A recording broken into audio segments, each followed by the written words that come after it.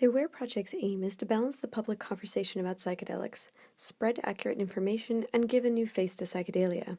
We feel that this change will occur through connection and relationship, one individual at a time. We are calling on everyone whose lives have been improved through the mindful use of psychedelics to educate themselves and become ambassadors for the psychedelic experience. Show those around you that people who use psychedelics mindfully cross all social, racial, economic, and political boundaries. All right, everyone, welcome to the AWARE Project. Thanks for coming. Hi. So for those of you who have never been to an AWARE Project event, the AWARE Project is like a psychedelic society. We are aiming to change the public conversation about psychedelics and change and be the new face of psychedelia. I started the AWARE Project about I'm Ashley, by the way. Hi, this is Lana. I started the AWARE Project about 3 years ago, and in a response after having my own big experience, which many of you are probably have had similar somethings, which is why you're here.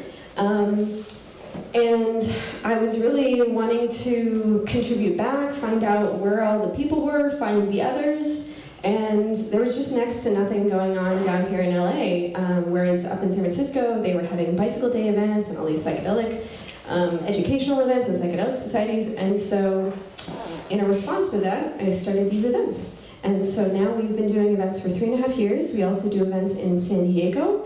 We have some people down there that run those. And we alternate between this venue in Culver City and downtown.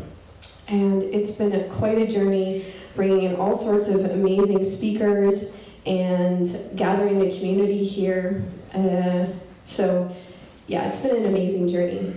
Part of what this talk is about this evening is the efforts to change a lot of the legislation around the legalization of psychedelics and other types of substances. So I'm excited to share and have Rachel here for that. So today we are celebrating Bicycle Day. Who does not know what Bicycle Day is? Raise your hands. Anyone? Okay, I'm going to explain what Bicycle Day is. So actually, I think I might read a little intro, just so people that have this is a psychedelic history day, and it's really important that we all know our psychedelic roots, I think. So this is our 3rd year of celebrating Bicycle Day, and but it's been 4 years since we did it the first time, and actually Reed, who's doing the light painting, was at our first event as well, so it's really great to have him back. So, Bicycle Day is an international holiday that commemorates the date that Dr. Albert Hofmann first tripped on LSD and bicycled home from his lab in Basel, Switzerland on April 19th, 1943. So it's the 75th year, which is really exciting.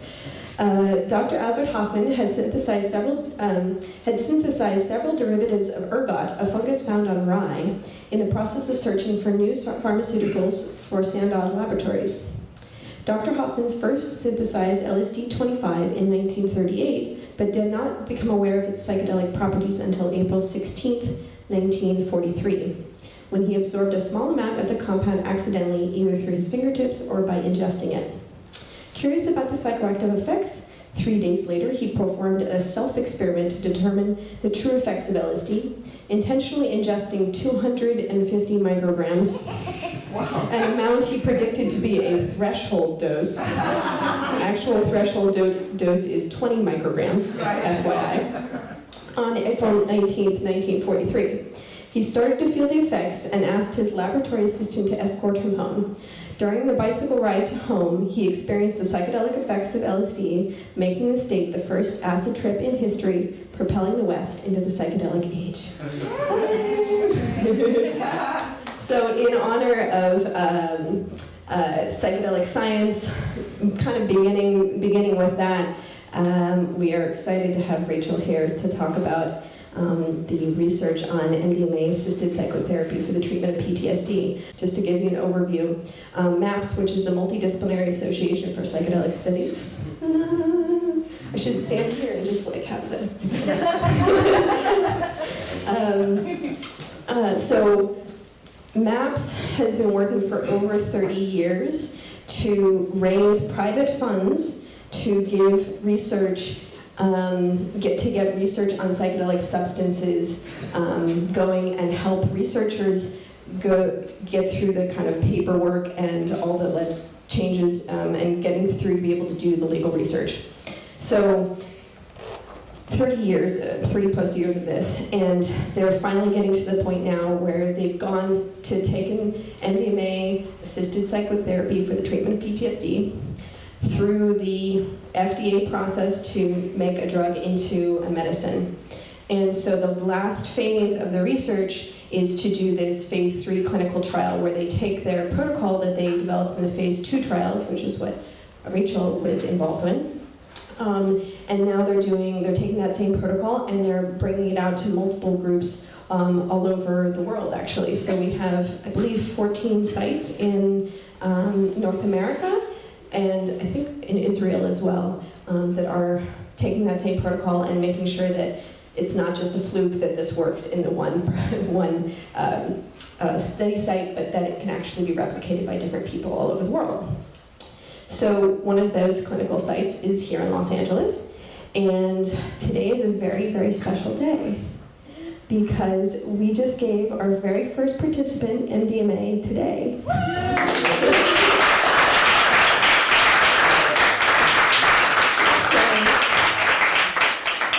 Yeah, it's really, really exciting, and it just kind of worked out that they picked today, and I was like, oh, it's Bicycle Day, it's so perfect. So our team is just so excited to be able to work as a team and to be able to do this research. It's the culmination of so many people over so many decades trying to get this research through. And if the phase 3 trials keep looking the way that they are, or if the data from the phase 3 trials looks similar to the data from the phase 2 trials, we should be able to have a legal MDMA medicine within 2 years.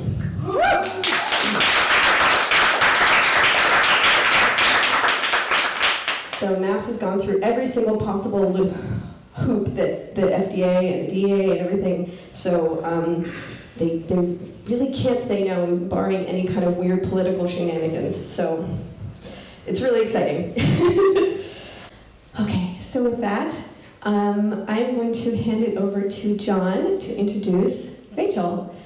John gave a talk here a couple months ago, and you maybe give a couple words about what your talk was about, and then I'll encourage people to go find the YouTube video later.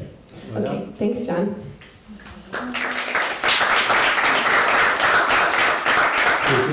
Happy Bicycle Day, everybody. It's kind of surreal to be back up here again. I think if anyone's an expert on Albert Hoffman, you can correct me, but I think he said, let's end the war on drugs and legalize drugs that could stop war. So yes, I gave a talk here back in October. I'm a graduate of the MAPS study, 2015 and 16, or the small offshoot group. It's not an offshoot group, but an off-label group for life-threatening illness. So it wasn't PTSD. It was the focus of our group. It was 18 very lucky people that got to experience the MDMA-assisted psychotherapy for life-threatening illness.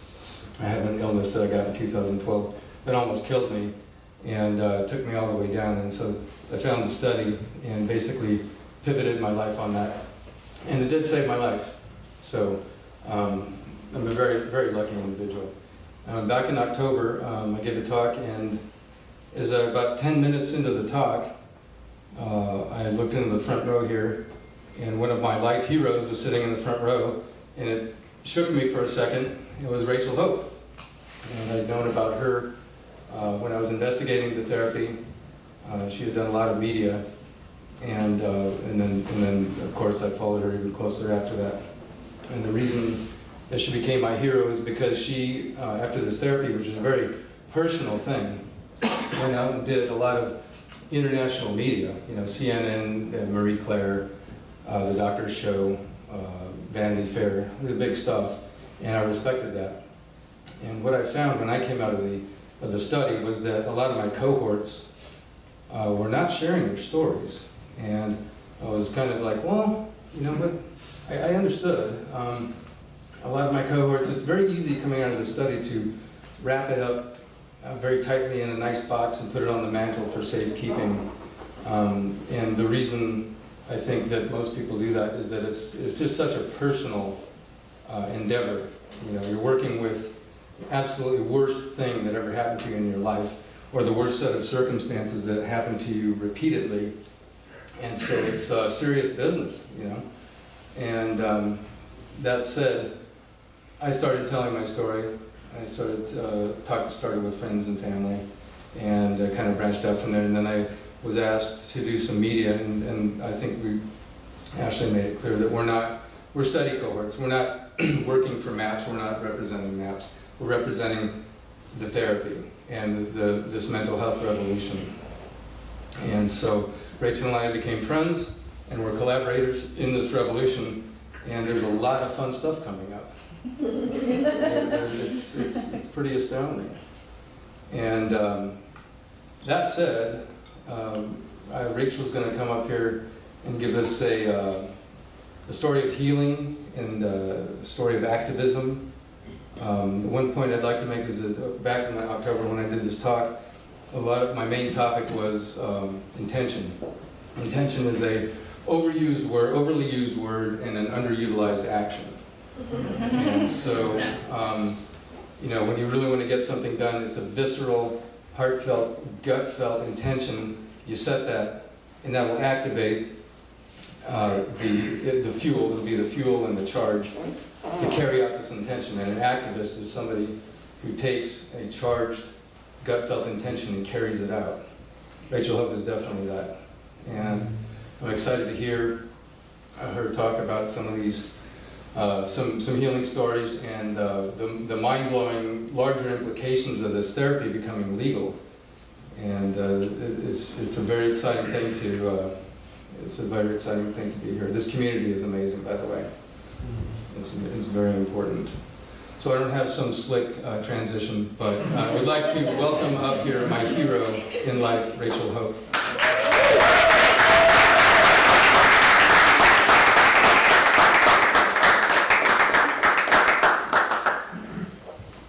Well, thank you, John and the WARE Project and Ashley.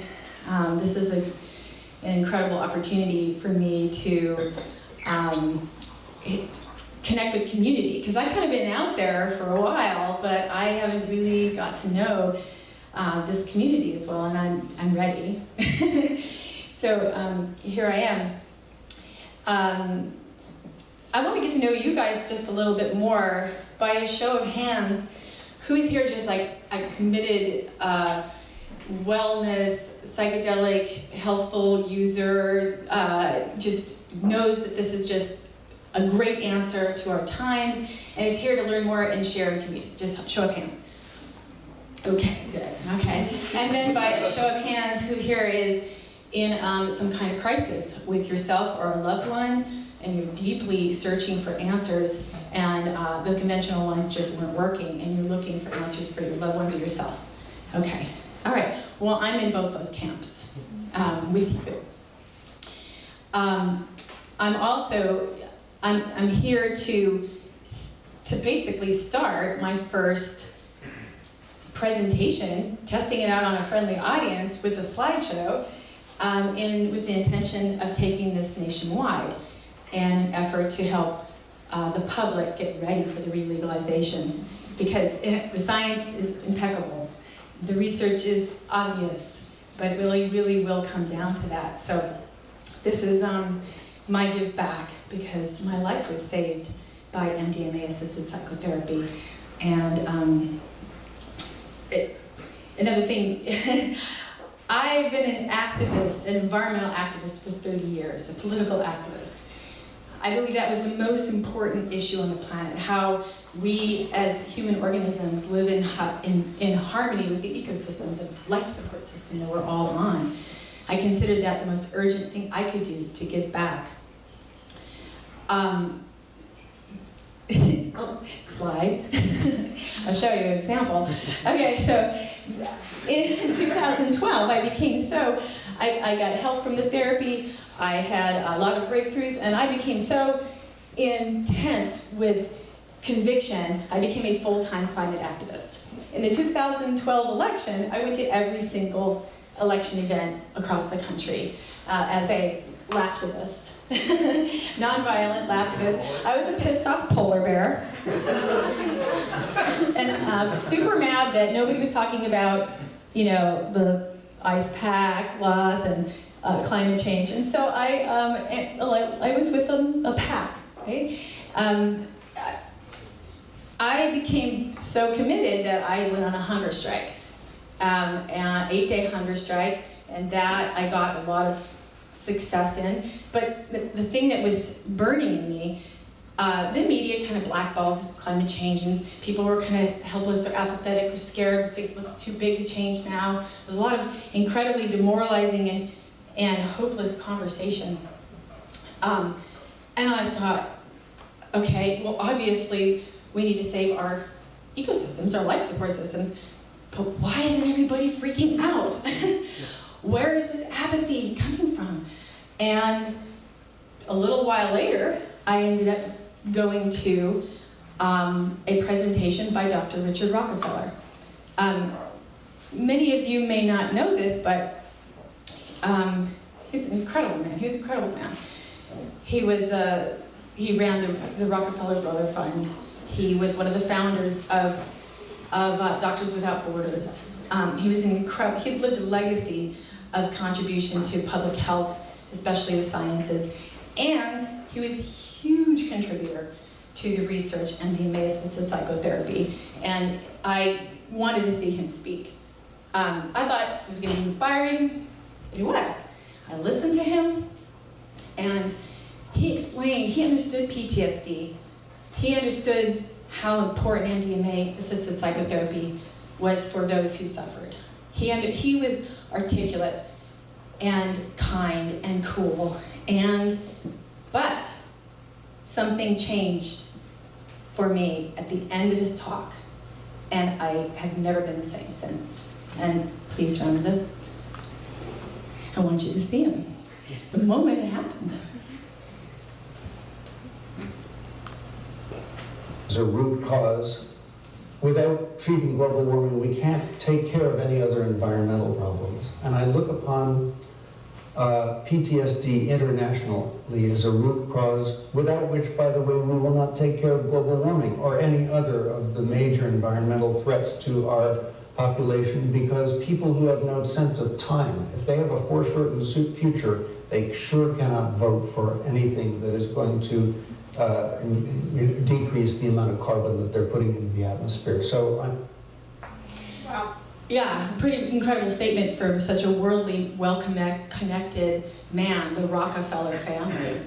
And he was right. I realized that in order for our species to survive the symptoms of collective PTSD that we have, we had to have a mental health revolution. And it is my opinion that MDMA-assisted psychotherapy, at least that, is the most important one right now to re-legalize and be utilized by hopefully tens of thousands of people. Create a tipping point of consciousness, remembering our interconnectedness, remembering our humanity, remembering our empathy and our compassion for one another and ourselves. So that's the main point I wanted to make. Now, after that, Richard became my mentor, my teacher.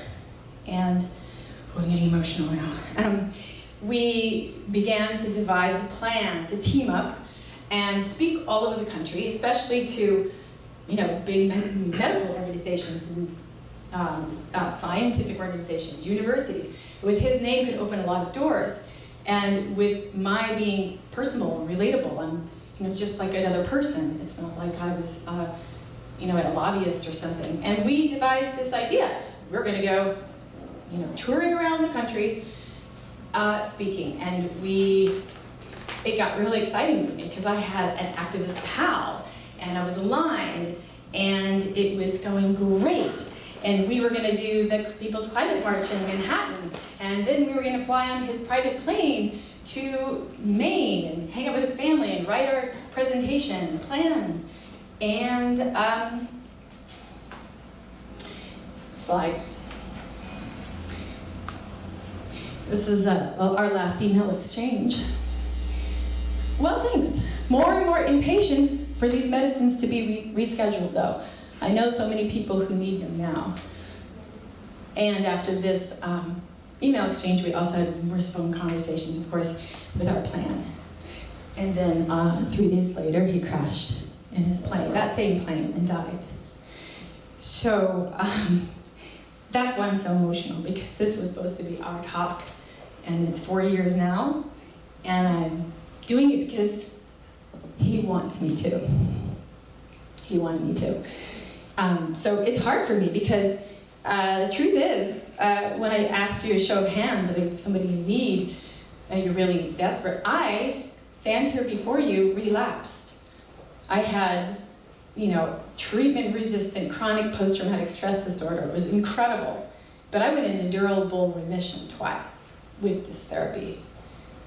But last year, my grandmother died, new memories emerged. I need this treatment now. It's very personal. So I'm like, I can't even believe I'm standing here with relapse and PTSD. I have a lot of the same symptoms I had before, but I can keep waiting because it's so important. I mean, this is it. This is probably the most important turning point of our time. Anyway, now that I'm emotional, I'm going to keep getting emotional. Next slide. Okay, can you see that's me? Nice poncho. Yeah. Also I was training to be a heavy equipment operator. That's a pretty good picture of me, but how did I get PTSD? That's how people want to know. And it's hard to talk about. I mean, it takes, I have to will myself to do it. But it's important because you can't understand the massive transformation, serious transformation that has happened for me if you don't know what happened. So I had, starting as an infant, I failed to thrive. I had a very serious surgery done to me without anesthesia and in a scientific, a research setting. So I was a guinea pig, ironically, even as an infant. From there, I was in severely neglected, severely abused child. Everything from being beaten, raped, cut, burned. It's the stuff of nightmares. I still have a hard time believing that it was me and that I survived. And I think, yeah, I'm okay, it's kind of amazing. But then sometimes I go, no, it's that bad. And I also was hit by a truck when I was 11 years old and was partially paralyzed. So I came back because I was young enough. But, reconstructive surgery to my head and face and my spine over and over and over again. Reliving lots of trauma, different times of long bed rests and hospitalizations. So it's just kind of like, it's almost normal at some point, but it's not. Living like that is not. Because of this level of trauma, as I said before, I had treatment-resistant, chronic, complex post-traumatic stress disorder. The symptoms were always there, but it showed up so badly when I had my first child. And that happens to people. When the little vulnerable person is there in actual, tangible, then the little vulnerable person in here starts to tell the story with my symptoms, because I couldn't tell them with my mouth. And that's how symptoms are. Your story will be told through your symptoms, through your body, through your illnesses, because we're only as sick as the secrets we keep, right? But if you can't safely tell them, you're in a cage, you're in a prison. And I was a cage in a prison. What's the next slide? Let me show you what kind of treatments I got. Next slide. That was what my medicine cabinet looked like. At different times I was on 15 different medications. I had 20 years of irritable bowel syndrome, self-mutilation, panic attacks, night terrors, anxiety attacks, flashbacks, blackouts.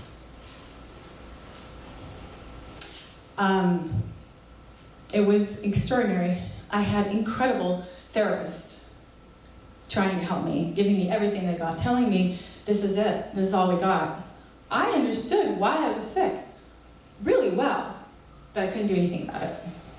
I just kept on getting sicker. My fight or flight reflex was stuck on, and nobody could shut it off. It was beyond what I had access to, like brain damage. No matter how much I understood, I just kept getting worse. During that time, I was put in psychiatric care in a hospital with or without my consent 4 times. Sometimes I really believe that had I not had a son, I would have mercy killed myself. I'm really glad that didn't. So that's how bad it was. But you need to know that out of desperation, with nothing to lose, believing that what Oprah said, that this was going to put holes in my brain, I signed up for the clinical trial, of course, MDMA-assisted Psychotherapy, slide. And this is like, unbelievable. All right, so this is Annie and Michael Mithofer. They are extraordinary people. They're my therapist. They're my guides. And Michael, like Michael said, they do a kind of psychotherapy that is collaborating with the person's highest self, not fixing anybody, and using the medicine as a catalyst to allow me, the patient, to do my own inner healing work. And not philosophically, like tangibly, like permanently. So the way it worked for me, I don't know if you are familiar with the protocol, but I got actually placebo the first time, random selection. So I got the most beautiful therapist and had a wonderful experience, 8 hours in the clinic, and I was not changed. I still went home that night with IBS and terrors and had a nice experience, but I was still riddled with very somatic problems and dying. This is later when I got a little healthier. This photo is a little nicer. But back then it was like hair falling out. I finally got to take the medicine with the therapy, and that was a game changer, right? Suddenly, I had access to myself. I could safely tell what happened to me, secrets that I had never been able to tell another human being. I was able to completely look at myself, at everything that I'd done, and find incredible gratitude, acceptance, forgiveness, empathy for myself and others. I released and released and released. I did hard work. I relived some super hard things. I had my eyes like going like this for 6 hours straight. I could hardly open them the next day. But something changed. That day, 80% of my symptoms were gone. 80%. About a month later, I got to have another session. I was hopeful. I had sustained that wellness. Boom, even better. My 1-year follow-up, because at the time they only allowed 2 sessions, could have used more, but that's the clinical trial. 90% of my symptoms were gone and stayed gone. I had a durable remission. Me, of all people, like, wow, the impact on my life, the people who knew me, my kids, it was shocking. I got to do brain surgery on myself. And I did a pretty good job, but it was work. The medicine didn't do it to me. Those therapists didn't go in my head. I was ready. I wanted it. My life depended on it. But it didn't matter unless I got access to it. So I'm a huge advocate for the therapy, obviously. I relapsed after I had major spinal surgery in 2012. I have a whole hinge joint. It's very cute. I'm a cyborg now. And that was traumatic because it reminded me so much of being stuck in a bed as a kid and not being able to move or know if I would ever move again. So naturally I relapsed, and luckily they allowed me into the study for a third and final relapse therapy session. And that is one of the, after the therapy session to recap it. I remember that moment. And I no longer qualified for PTSD at that point. Amazing. Everybody's like, oh, don't say cure, durable remission. And that's true because, like I said, this year, so that was 2012, so all these years later, I relapsed again. But not as bad as before, because I'll tell you one thing, and this is one of the reasons I'm doing this, especially for those who need to hear a word of hope, that don't give up. There is an option. I have all these symptoms, but it's not as bad because I know that maybe in 2021, I will get access to the therapy again. And I want everyone to know that the model that has been a dead end for people with these kind of illnesses, and by the way, PTSD is masquerading as depression and addiction and anger problems.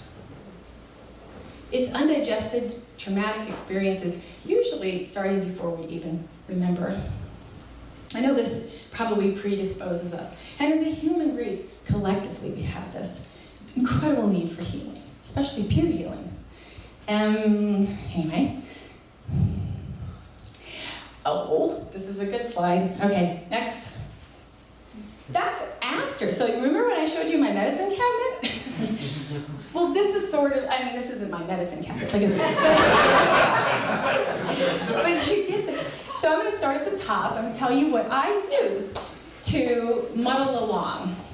Because I can't just go to a clinic and get this expert psychotherapy right now with this medicine, or whatever modality might be best for me at this point. I don't even know if that's the right one, but it's probably one of those medicines. So I take rhodiola rosea. If you're struggling with depression, I tried everything for years. Everything, medical and herbal.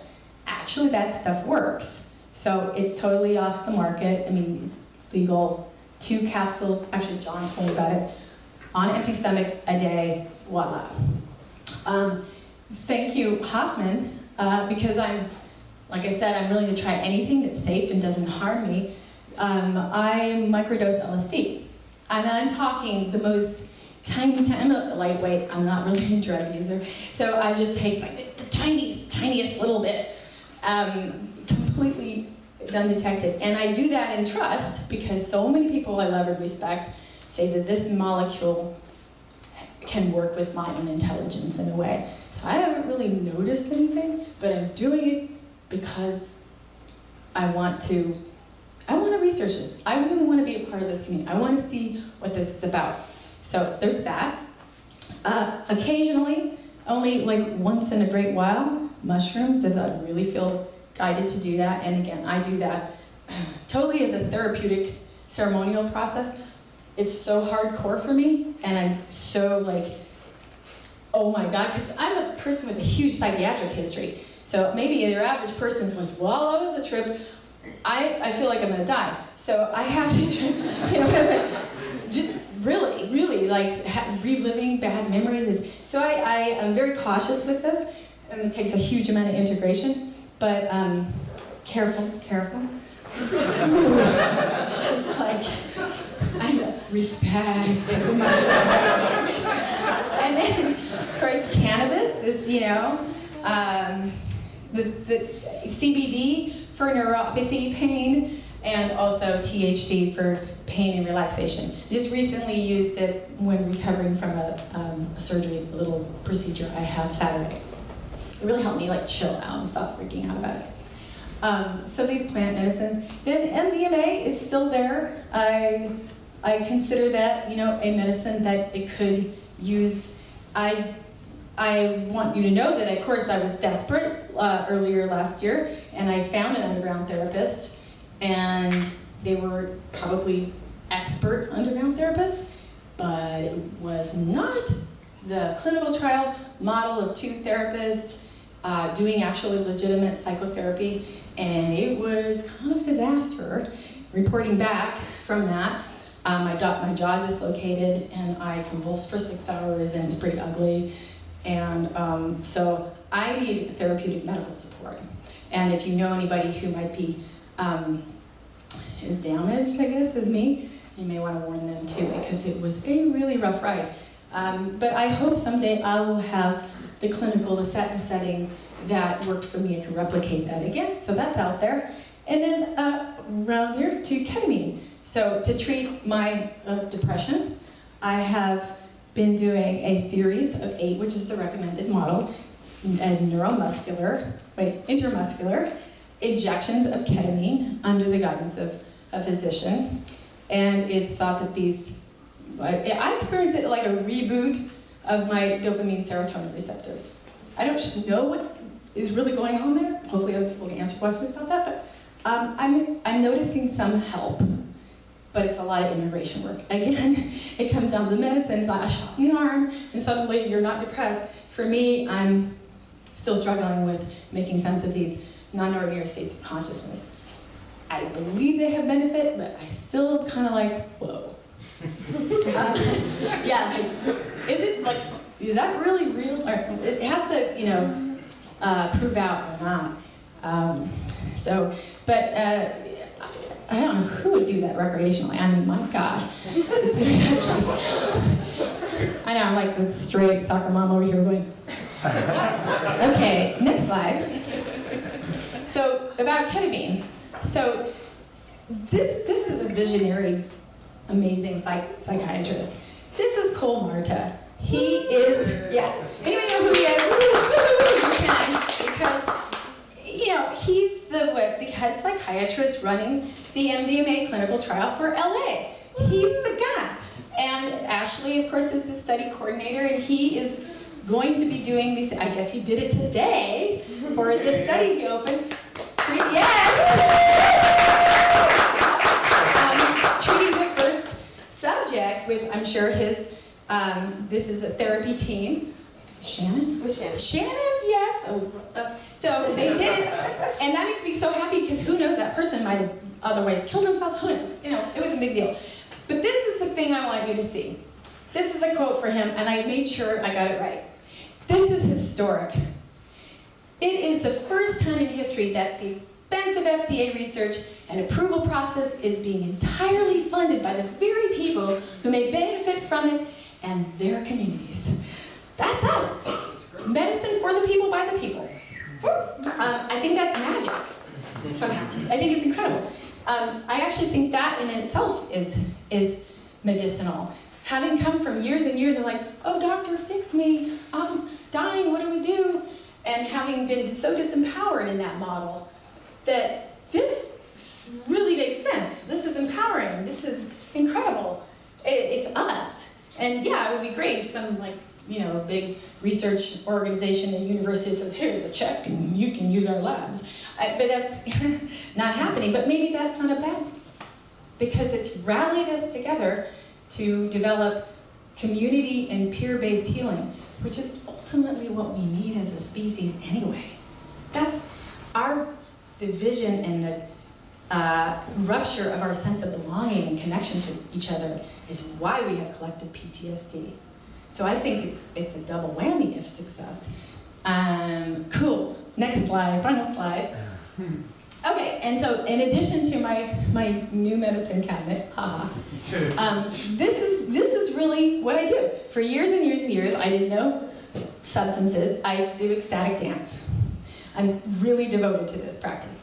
It's a way to naturally transfer your brain to a non-ordinary state of consciousness and feel a sense of community where your brain can stop judging yourself and others because your feet are going too fast. I recommend this. I do think there's ecstatic dance communities all over LA. They're lovely. Space integration, I had to put that there because that's a place to get accurate information and counsel and etc. and resource connect.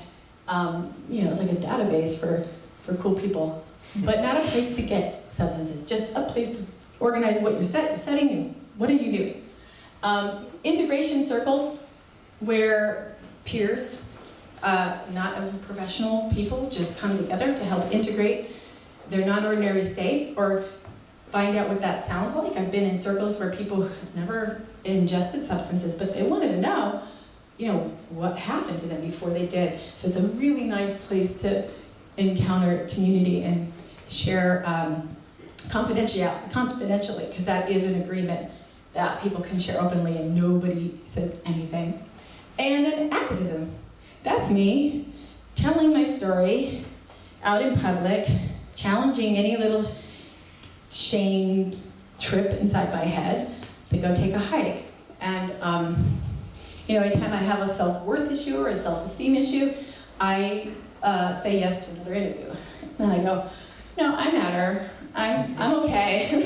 I'm going to keep plugging on, taking up resources on this planet, because that is how I maintain a lot of my sense of well-being. So that's my medicine cabinet, really, you guys. Which puts me to here again. Here we are. We're doing this right now. This is the medicine, is the integration, is the community, is us gathering together in this room. It should be another slide like us. Just look like a mirror of us. And that would be the big medicine cabinet, us right now. So this is where I want to, I think I'm good on time. I have plenty. It's working. This is my first slideshow. So I wanted to open it up to lots and lots of questions. And so you can hear each other, and hopefully when we're done, you can make connections with each other. I believe that's going to heal us, for real. Also, you could be an activist. That would be awesome. I could use it more team. No, I'm really losing my mentor. And, don't let me just stand up here, I want to feel you guys. So what are your questions? And, feel free to get personal. I just did.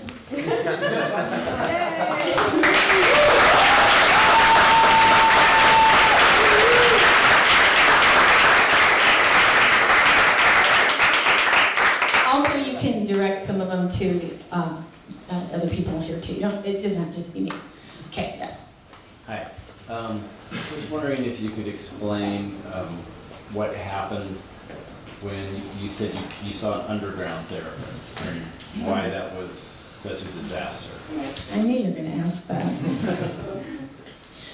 Well, here's the thing. I really think there's a reason why these thoughtful, scientific researchers, champions of the healthful use of psychedelics, have spent over 30 years thinking about this and creating the protocol and the studies that they thought would optimize the health, safety, and provability of MDMA-assisted psychotherapy.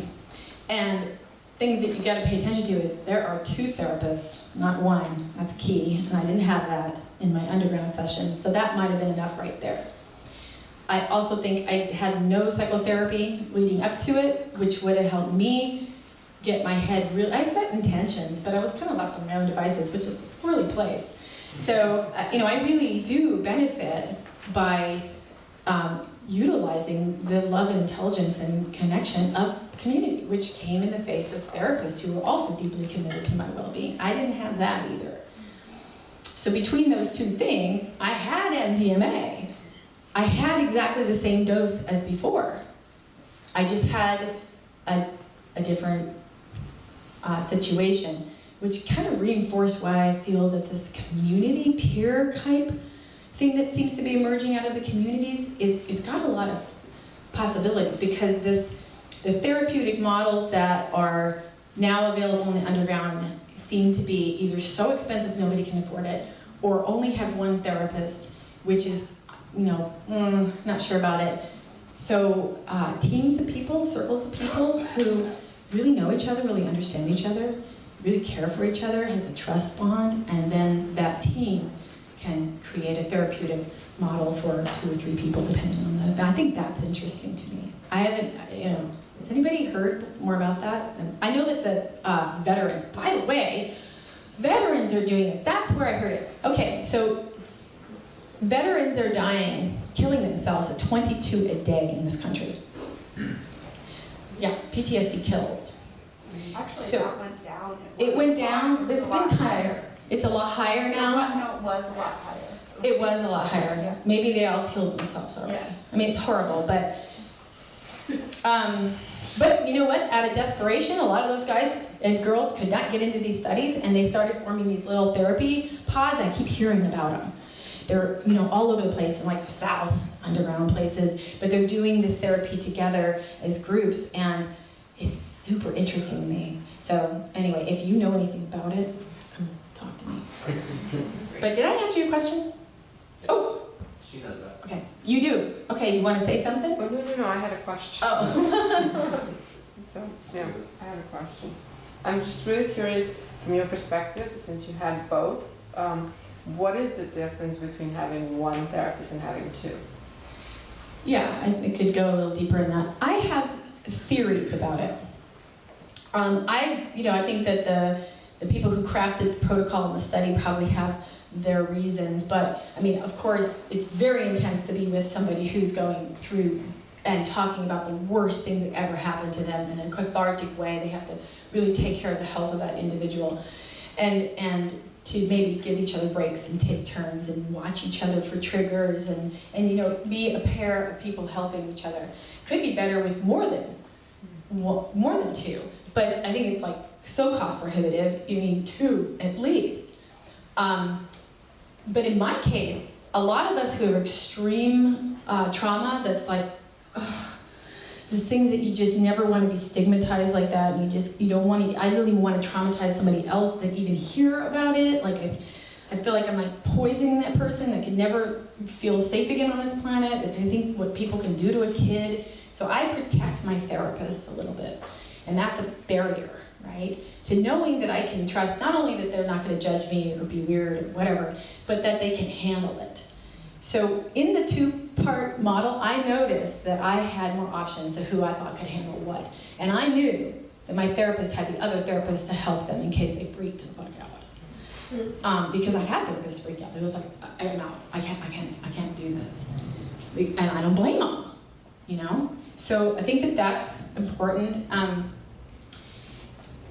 And I also think that just being really trained in the model of being a facilitator of a person's personal inner healer. And it's a lot of responsibility for one person to facilitate that, keep everybody hydrated and not to, whatever. I just think that it takes a village. That's my answer. I think more than two is ideal. And sometimes people say it approximates the mother-father thing too. So you have a choice to relate to a person who is in the feminine aspect or masculine aspect. I had a little of that, but I don't know. Try it. I don't know. Yes. Just to comment on the two therapists, in my instance, I'll speak from my own case. My therapist became my surrogate parent, and the bond with them is, still is, and was very, very deep. And so before, I was in the placebo group as well for the first two, and then I had 3 MDMA sessions. By the time I got to my first MDMA session, they knew me better than anyone in the world. And they cradled me and held me safely in their proverbial arms. And so it's, in an underground situation, you may not get that close, that bond with a therapist, which is vitally important.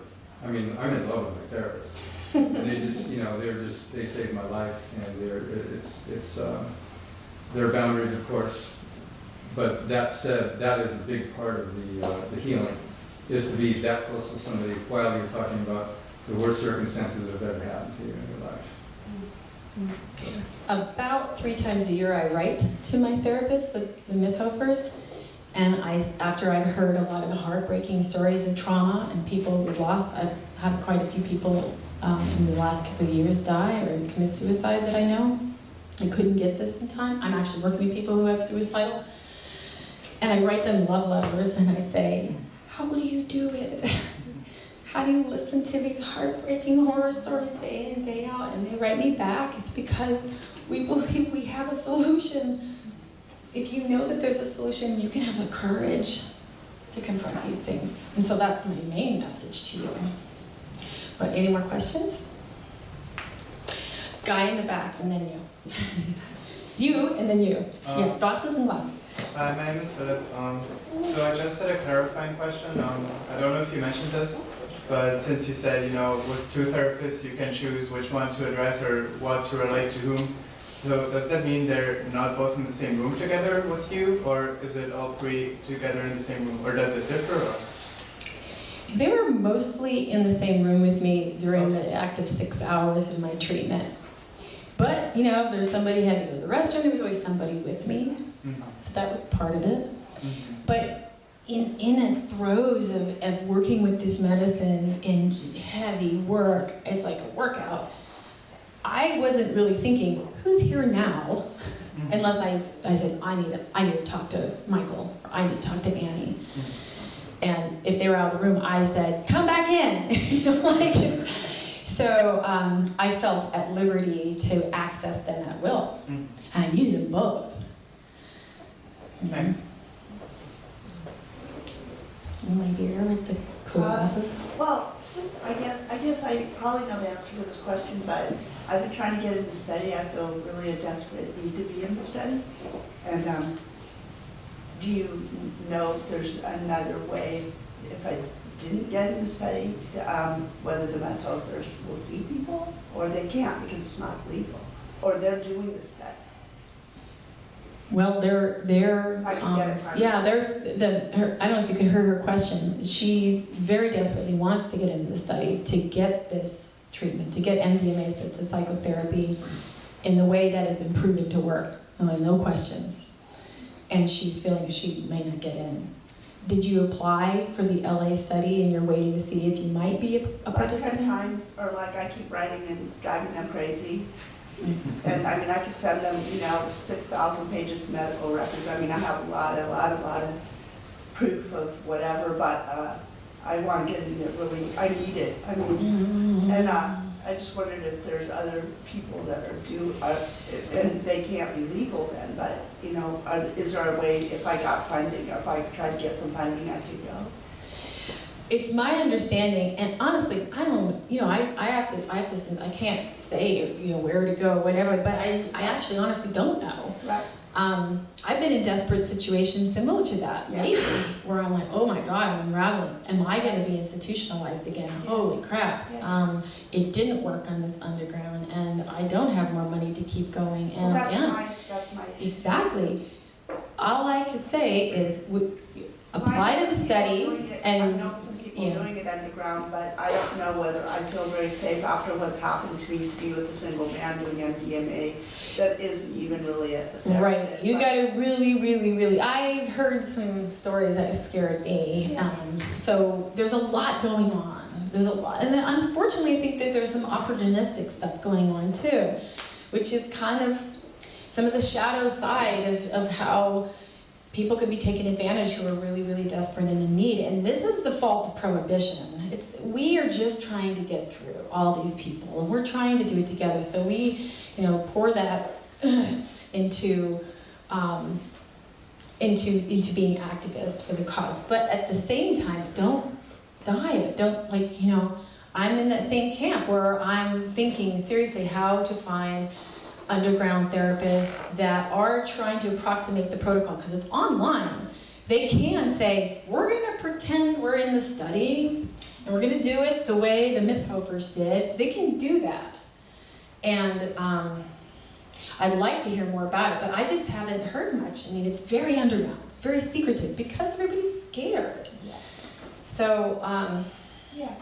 I feel for you. I'm in a similar boat, but I'm doing the things that are accessible to me, like ketamine and the different medicines, which are a little less heavy duty. Yeah. And I'm don't working know. with the different plant medicines and microdosing things, and it is all helping a little bit, but I'm Okay. like fight or flight that's permanently on, and I'm just like shaking all night, and like it's just all. okay. Yeah, you probably need I MDMA-assisted know. psychotherapy.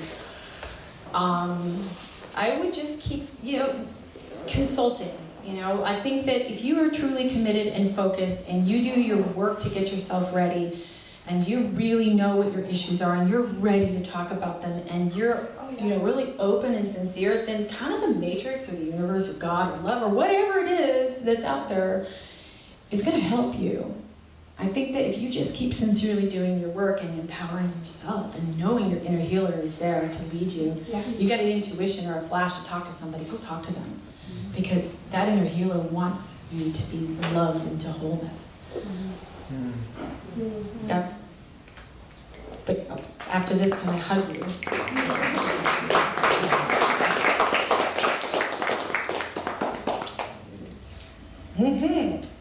Hi, Rachel. And then you.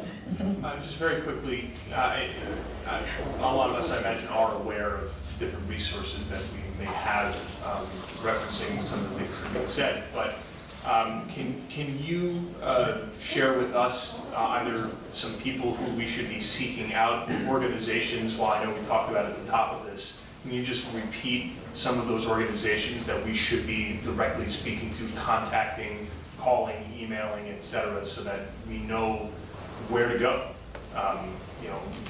Just because we do mention things in passing here, but can you reiterate? Where to go to be an activist and advocate, or where to go to seek resources? Seeking resources, activism, of course, but I think more importantly, resources. I mean, if we have MDMA, we need test kits. If we need to do more research on our own, like heroin or something, whatever it may be, books that you've read, different things, research. To me, my top go-to, if I want to know what's the latest news for psychedelic sciences and studies, that's MAPS. If I want to know what's going on with building community and making connections in LA, that would be Aware Project. If I wanted to go to a resource directory of people who could coach me and counsel me or help me decide what I'm going to do around the use of healthful use of psychedelics or plant medicines, I would go to integration, interspace integration. Also on Aware Project is on I think the homepage you can see where you could get a link to where the integration circles are happening. I think they're in Santa Monica and they're in North Hollywood and they're like a couple times a month. But that's what I know about what's happening in LA. That's why this is so precious, and that Ashley started this, because it was kind of like a no man's zone in LA, but a lot more juicy in Northern California. We have a lot of other resources on the page that have to do with drug checking, other organizations. So there's a huge resources section, so I recommend checking it out. There's all sorts of different things on there. And that at least can get you started to kind of put you in the right direction. Yeah, but I'm so glad you brought that up, because I do want to say, like, a lot of, I don't know what the stat was lately, but a lot of the things on the black market are not what they say they are, and that's super dangerous. And I don't want to scare anybody into a corner, but I don't want anyone to get hurt. And so I think the test kits are really recommended. I think Date Now Safe has really good ones, but to be very, very careful. One more question. Okay, good. Yeah, I just want to say thank you for sharing about the underground. My story, I was engaged up until a month ago, and everything was lovely, and she went to a medicine circle, plant medicine circle, and she took, the guy who does this, they call it medicine circle, right? The guy who gave her some amphetamines, she went into paranoid delusion, and within 48 hours she was out of not just my life, but her family's life, her business. She lives in business. She's made up really big stories, and she's threw away her phones because she was being contracted with it. So this guy's been doing this work around the United States for a long time, and everybody who's in his groups all claims this is plant medicine. So I don't, like my experience with psychedelics began mostly with her. We did about 12 journeys in the 8 months we were seeing each other, which is a lot. And I know that she was given some funny amphetamine because the night before she left, I attended one of these ceremonies with her, and my jaw was clenched all night long, but I could not get it relaxed. And I had no psychedelic experience. He didn't give us the chocolates that he normally gives. I only got this, what he called Harvard room, he doesn't tell anybody what's in. And I don't know if you guys know. Yeah, and then anyway, I had migraines for 36 hours. And so I mean, I've had some experiences on psychedelics that map to, the altered states of consciousness and big God experiences. That's lovely. But when people call us plant medicine and what they call facilitators have no medical training whatsoever, it has big impacts. Yeah, again, in my heart it says that the best solution is for us to care for each other, to create really trustworthy, meaningful, honest, translucent conversations with each other. Not on an altered state, but just real, and build those trusted bonds. And then when you have a little community, a little group, then decide how and when and how you will engage in these things and protect each other. And bust up the whole model to go to some person who's going to know everything and fix it. That's an old model. That's all hierarchical. We're back to the collective here. We're back to taking responsibility for caring for our planet, for each other, and reclaiming these sacred medicines that we used to have. It's our right. And so that's my best solution to staying out of trouble and to moving forward rapidly and to get well. And the main activists. It just brings so much energy and makes the suffering a little bit more bearable because it's meaningful somehow. But let's take care of each other. Thank you.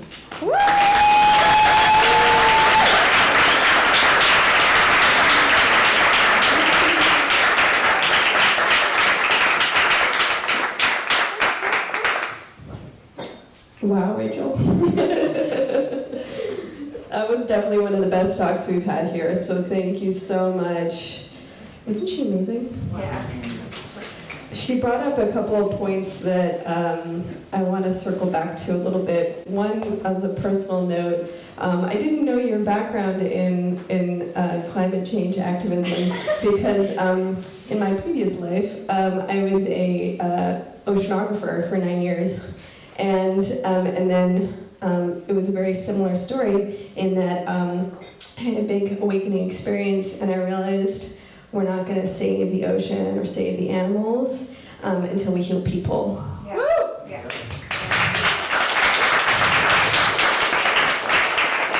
So I quit my job 2 years ago and not knowing what I was going to do next, and got hired to do the clinical trial, and I got to combine science and psychedelics. So the dream job. My life, crazy. I also want to say, just to speak to, because I know a lot of people are probably very curious about the trial that is happening right now. Just to say that even though I'm the study coordinator, I don't have any control over who gets picked for the trial. It's up to all the therapists. And we have had over 700 people apply for 4 spots right now. Wow. And we are going to be starting phase 3, and we'll only have about 20 people, and that will be starting in a few months. So it's clear that this medicine is needed, very clear, and many people want it, and we're trying to do the best work we can to make the good science so that everyone can have access to this should they need it. Also, to speak to the point you were making about your ex-fiancé, in the next couple of months, in response to concerns for situations like that, because they do come up in the community, we are putting together a safety bulletin that we're going to be rolling out over the next couple of months to help people who do decide to do underground work with facilitators, how to ask good questions of your facilitators, how to make sure they're asking you the right questions that they should be asking you, how to make sure that you're not getting into a loop of kind of what Rachel was saying, of finding something external to yourself. So we want to, again, educate ourselves, stick together, help each other, educate each other, because the pitfalls that we have here will get amplified as the things, because this movement is growing very, very quickly. Even in the time that I've been in the last 3 years, it's gotten exponentially bigger. So we need to have a really solid foundation. So each one of you are now advocates and takers of this knowledge, so please be an ambassador for this work and to be the mindful use of it. Well said.